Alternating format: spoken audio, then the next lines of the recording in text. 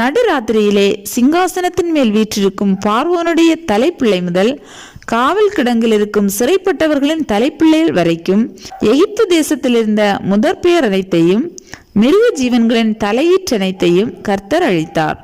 அப்பொழுது பார்வோனும் அவனுடைய சகல ஊழியக்காரரும் எகிப்தியர் யாவரும் ராத்திரியிலே எழுந்திருந்தார்கள். மகா கூக்குரல் எகிப்திலே உண்டாயிற்று. சாவில்லாத ஒரு வீடும் இருந்ததில்லை.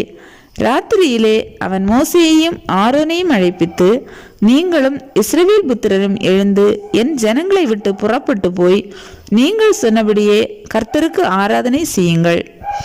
நீங்கள் சொன்னபடியே உங்கள் ஆடு மாடுகளையும் ஓட்டிக்கொண்டு போங்கள், என்னையும் ஆசீர்வதியுங்கள் என்றான். எகிப்தியர், நாங்கள் எல்லாரும் சாகுறோமே என்று சொல்லி தீவிரமாய் அந்த ஜனங்களை தேசத்திலிருந்து அனுப்பிவிட அவர்களை மிகவும் துரிதப்படுத்தினார்கள்.